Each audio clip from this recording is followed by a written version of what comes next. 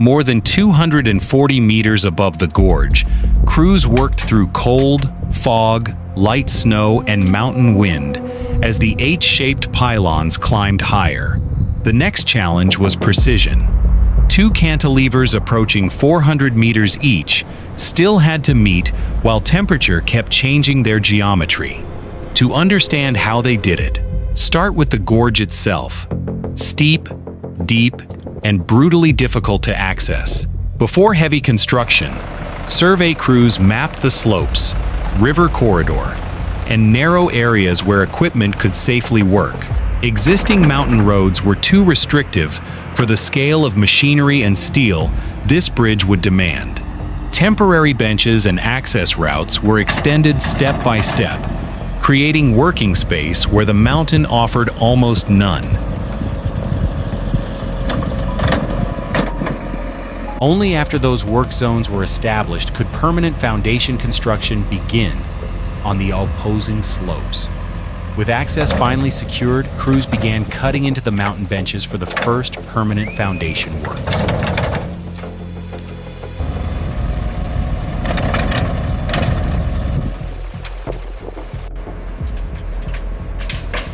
Reinforcement cages and dense steel assemblies were built inside the prepared foundation zones before concrete could lock them together. After each pour cured, crews stripped forms, inspected surfaces, and rechecked position before loading the foundation further. The completed tower bases created the fixed geometry from which the enormous concrete pylons could finally rise. Then the project changed direction, from work buried in the mountain to construction climbing vertically into the gorge. The lower pylon legs rose in reinforced concrete lifts, each cycle repeating formwork, reinforcement, inspection, and concrete placement. As the legs climbed higher, every concrete lift had to preserve the geometry of the future H-shaped tower. Fog could swallow the work platforms, reducing visibility, while survey and formwork crews still had to hold alignment. Higher still, canyon wind acted directly on exposed platforms, cranes, reinforcement, and workers hundreds of meters above the river. At the crossbeam level, reinforcement and temporary platforms began linking the two vertical legs into the bridge's H-shaped pylon. Once the crossbeam was established, upper leg construction continued above it, pushing the tower toward its final structural form. By this stage, both pylons dominated the gorge, but the 800-meter main span void was still completely open. With both H-shaped pylons established, crews still had to build the concrete backspans and prepare the steel-to-concrete transitions. Concrete side spans now advanced behind the pylons, forming the heavy backspan structures that would support the main span system. Inside them, crews assembled reinforcement and pre-stressing ducts before the next major concrete placements. Lift by lift, the concrete backspans lengthened toward the future steel-to-concrete transition zones. Pre-stressed concrete brought stiffness and weight behind each pylon as construction approached the main span interface. At the transition, engineers prepared the docking geometry where the first red steel truss would eventually connect. Everything was ready on both sides, yet an 800-meter void still separated them. The next problem was transportation. To move bridge steel across open air, engineers first built enormous cable crane anchorages into the mountain behind the pylons. At the upper crossbeams, crews installed temporary support brackets that would carry the cable crane saddles in the next stage. The carrying system grew into two main cable groups, each formed from multiple heavy parallel wire ropes. Crews tensioned those ropes gradually, adjusting sag and anchorage forces until the temporary system reached working geometry. Hoisting lines were installed for vertical lifting, while separate traction cables were arranged to move the trolleys horizontally. The first trolley assemblies were installed onto the carrying ropes, converting static cables into a moving heavy lift system.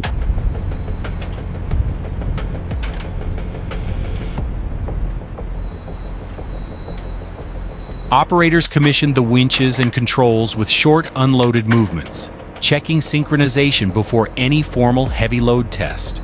Now the complete 350-ton cable crane stretched across the gorge, unloaded, operational, and ready for its next engineering challenge. Because the cable crane used the bridge pylons as supports, loading could pull their tops about 100 millimeters toward mid-span.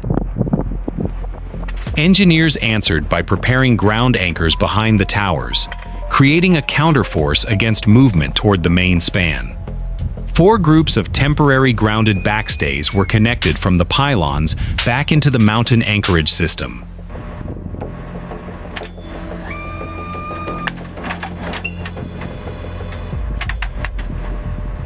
After stressing the backstays, survey crews rechecked tower geometry. The cable crane was stabilized, but still had to prove itself under load. The first formal test suspended dedicated ballast, loading the cable crane without risking a permanent bridge segment. Next, the traction system moved the ballast horizontally, testing whether all 4 trolleys could travel together under load. With testing complete, crews inspected ropes, saddles, trolleys, winches, and tower geometry before trusting the crane with real steel. The first permanent erection unit was a Chinese red open steel truss, about 16 meters long and roughly 263 tons. 4 distributed lifting positions took up the rigging gradually, sharing the load while the truss still rested on its staging supports.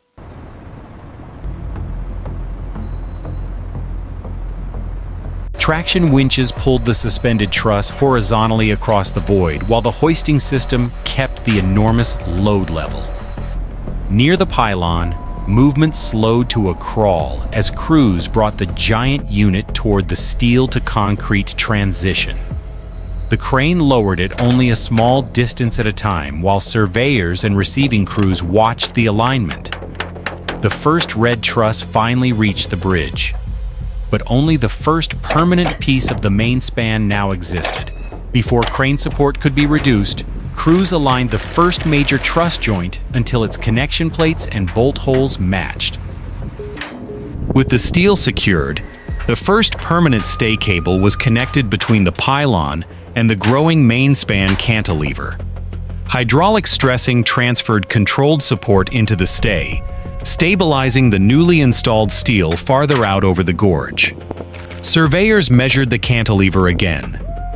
Each new segment changed geometry, so every erection cycle had to end with verification.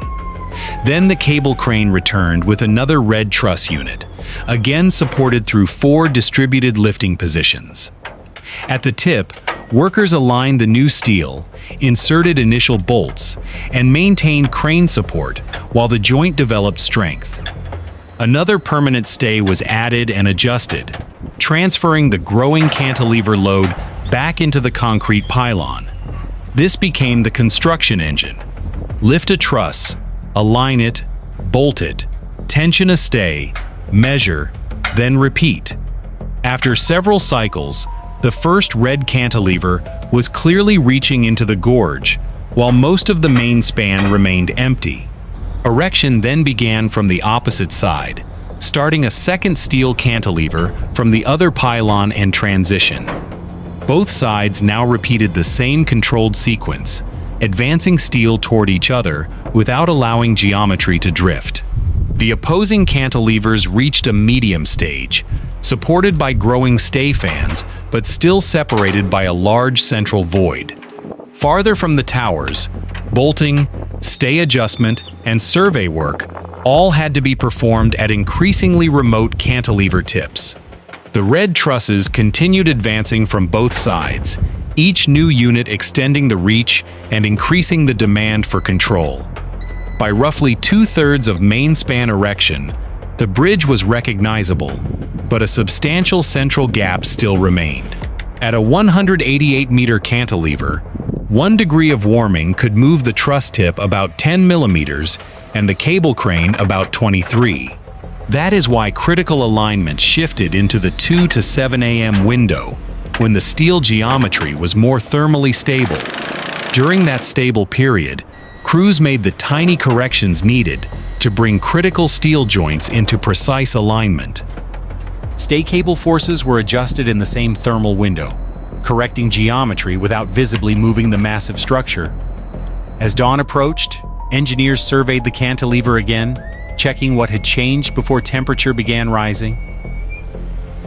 With the cantilevers much longer, every new operation depended on controlling deflection, stay force, and remote tip geometry. Surveyors measured actual deflection at the outer end because the structure's position could no longer be assumed from design alone. Existing stay cables were adjusted carefully, redistributing support to hold the long cantilever within its required geometry.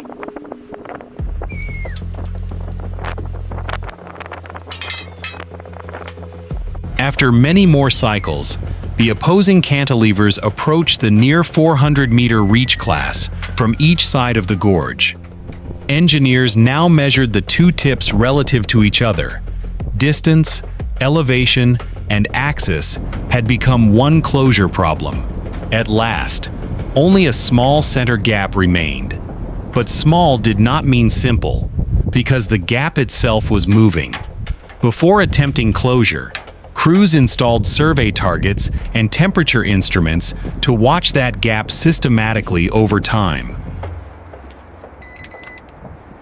Over 48 hours, repeated measurements tracked how daylight heating changed the separation, elevation, and alignment of the two cantilever tips. At night, cooling shifted the geometry again.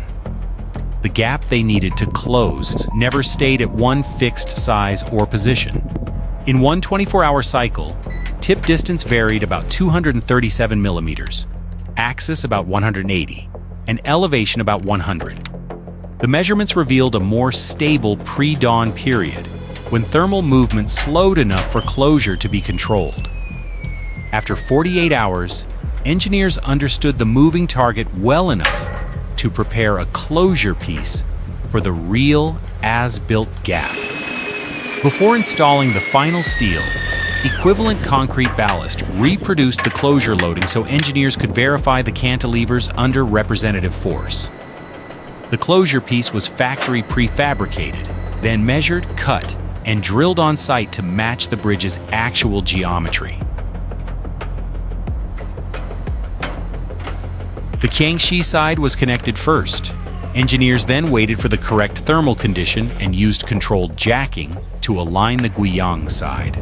Once the Guizhou side connection was secured, the red steel truss became structurally continuous across the gorge, but commissioning work still remained. After closure, crews inspected the fresh center joint, checked bolted connections, stay anchorages, and final structural geometry.